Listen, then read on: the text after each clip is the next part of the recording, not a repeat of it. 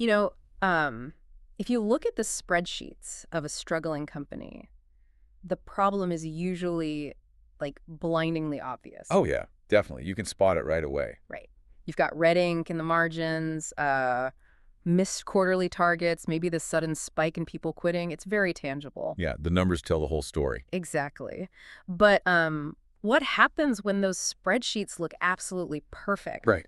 Like the new 3-year strategic plan is mathematically flawless, but then you walk into the boardroom and the atmosphere just feels completely dead. That is such a terrifying moment for any leadership team. It really is. You look around and realize the entire organization is just hollow. And I think it's terrifying because, we are so deeply conditioned to find comfort in things we can measure. Oh, totally. We love our metrics. We do. We use them to build this illusion of control. But when a foundational shift happens, like the one we're currently experiencing with AI, those metrics just lose their meaning. Yeah, they don't apply anymore. Exactly. Right. You are suddenly staring into what is essentially a collective void. And navigating that exact void is the mission of our deep dive today. Yes, it's a big one. It really is. Welcome back, everyone. Today we are on episode 9 of our 11-part cinematic series, exploring each chapter of Breeze Dong's book, A Soulful Transition, Finding Heart-Led Career in the Age of AI. Such a crucial part of the book, too. Absolutely. We are jumping into chapter 9, which is titled Leading Others Through the Void. And it's a real shift in focus. It is, because in our earlier deep dives, we really looked inward, at the individual. We dissected that Sunday night dread, and we talked about finding your personal thread of purpose. Right. The internal work. Yeah, but today the aperture widens. We're looking at what it means to lead an entire group of people when the very nature of work is, well, just dissolving underneath their feet. Which brings us to the why right out of the gate. The premise here is that the AI revolution isn't just, automating administrative tasks. Or rewriting a couple of job descriptions. Exactly. It is actively evaporating the old certainties of the corporate world. Yeah. Think about the unwritten social contract of the last 50 years. It was basically work hard, hit your metrics, don't ask too many questions, and the company will keep you safe. Right, the classic corporate deal. But that contract is just gone now. It's completely gone. And the realization of that loss doesn't just cause anxiety.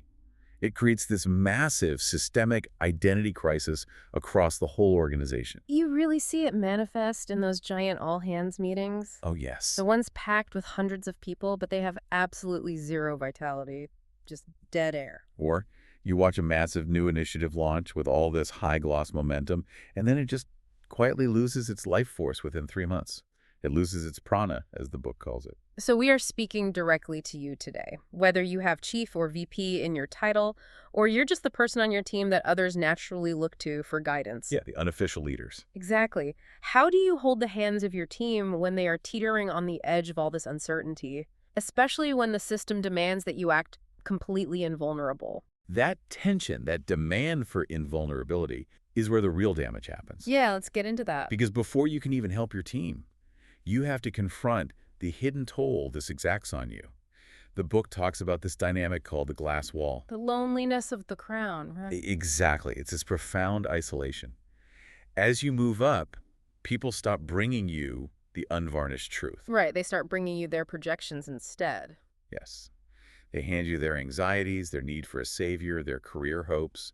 You stop being a human being to them and become a symbol. And the problem with being a symbol is that symbols aren't allowed to have bad days. No, they are not. So your defense mechanism is to shrink your own emotional range. You filter your genuine reactions to stay composed. But over time, that filter just calcifies. It hardens into a very specific type of isolation. You might call it being professional, but it's really an intentional narrowing of your human experience. Okay, let's unpack this, because when I was reading this section, I kept visualizing this analogy. I love your analogies. Go for it. Well, it sounds like a leader is forced to wear this incredibly heavy medieval suit of armor. Oh, that's a great image. Right. And sure, it protects them from the organizational crossfire and the politics, but the tragic side effect is that they can no longer feel anything at all. Yes, the numbness. The wind, the warmth of the sun, it's all blocked. So it's not just burnout. As the book says, it's a fundamental disconnection. The armor analogy captures it perfectly.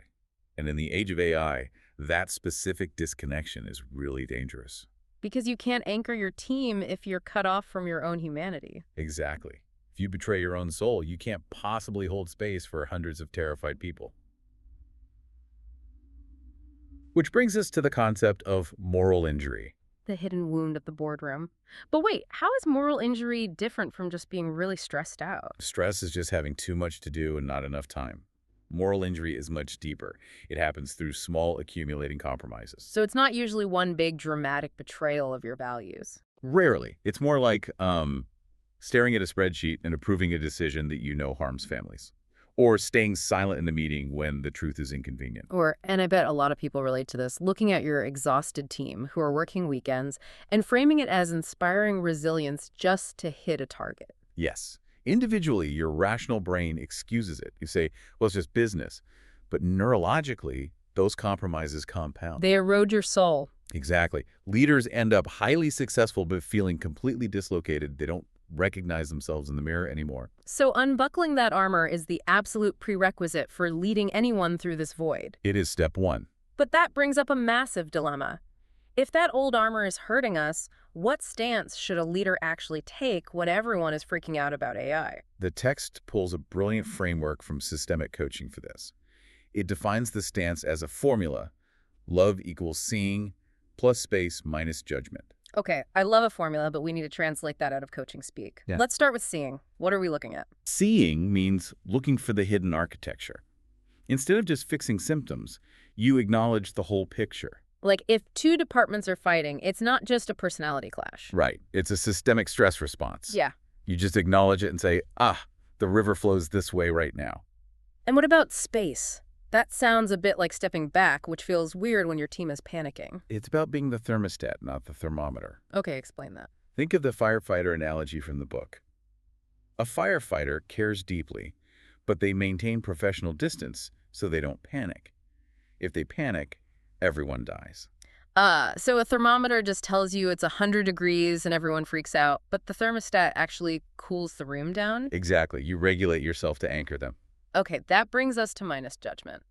The book calls this agreeing to reality. This is the hardest part for high achievers. And I have to push back here on behalf of the listener. Wait, isn't agreeing to reality like looking at budget cuts and AI taking roles and just nodding? Isn't that just giving up? It feels like it, right? It sounds like an abdication of leadership. But what's fascinating here is the mechanics of resistance. When you judge your team's fear as unprofessional, or you judge the situation as wrong, it leaks your vitality. It drains your energy. Tremendously. It's like trying to drive down the highway with your parking brake fully engaged. You burn all your fuel fighting the current moment. So dropping the judgment releases the parking brake. Yes. You aren't condoning the pain. You just stop wasting energy denying it. You give the team permission to solve the actual problem instead of pretending everything is fine. That makes so much sense in theory, but what does it look like in practice? Like standing in front of a terrified room? The story of Anna is the perfect example here. Yes, I love this story. So Anna is an executive preparing for this huge Gen AI restructuring announcement. A brutal town hall to run. And the night before, she isn't worried about her slide deck. She is grieving. She's mourning the loss of human dignity to efficiency. She was really feeling the weight of it. Yeah, and instead of hiding behind her executive presence the next day, she just walked out and spoke plainly. She named the fear. She offered her presence. That is the core lesson. She didn't process the layoff as a logistical hurdle. She presents the transition. She held space for the reality of it. Presencing over processing, that's powerful. It changes everything in the room. But here's where it gets really interesting. That was just Anna. What happens with a whole team of armored executives? That brings us to the emotional retro story. Oh, this is a masterclass in breaking systemic armor. So you have this leadership team off-site, sunlit room, but the blinds are drawn to look at a PowerPoint. Of course. The CEO is presenting a flawless 3-year growth plan, but the CFO is staring blankly and the head of product is literally physically collapsed in their chair. They look great on paper, but the actual humans are empty. Right. So the facilitator steps in and asks about the energy in their packs. He tells them to drop the VP of everything is fine math. And what happens next is wild. The CEO, the guy who just presented the plan, admits he is terrified. He says he doesn't know if they have the fuel to reach Q1. He just shatters his own professional armor right there. And this is the paradox for the listener. Corporate culture tells us that admitting fear creates a panic. But it didn't. No, it didn't collapse trust at all. It actually became the glue. It created what the book calls a resonance tribe. They finally connected on reality. Because vulnerability clears the air. Yeah. The unspoken truth was already in the room. He just gave it a voice. But even with the air cleared, the confusion about the actual AI transition still remains. Oh, definitely. The structural problem's still there. So why does this transition feel so impossible to map out using our normal business logic? This is where the author introduces the concept of the systemic fog and the flatland analogy. It's geometry analogy, yeah. Right. Imagine a two-dimensional world, just length and width, like a piece of paper. And then a 3D ball, which represents AI, passes through that flat world. So if I'm a 2D person, I just see disconnected shapes appearing and disappearing. It makes no sense. Exactly. You try to process it with your old 2D logic, and you completely lose your order of place. It causes profound disorientation. So if you're a leader in that 2D world, it means you literally cannot draw a map of the 3D ball. It is geometrically impossible. Right. So your job isn't to be the map maker anymore. Your job is to be the compass. I love how you phrase that. That is the exact shift. Instead of forcing outcomes, you have to ask what the book calls the teal question. Which is? What is this project asking to become? You have to sense the currents instead of pointing to a rigid destination. And part of being that compass is something called hosting the collective shadow, right? Yes. The shadow is all that unexpressed fear in the room. And the tool for this is a 3-second circuit breaker. How does that work? It's a micropause. You just stop the meeting and acknowledge the beautiful monsters. You literally say, hey, I can feel the heat in this room right now. Just naming the fear. Naming it removes its unconscious power to hijack the group. But, as you know, being a compass and hosting that shadow requires massive human bandwidth. Oh, an unbelievable amount of energy. And most teams are already running on empty. Which brings us to collaborative overload. We're on this hamster wheel where we equate being exhausted with being productive.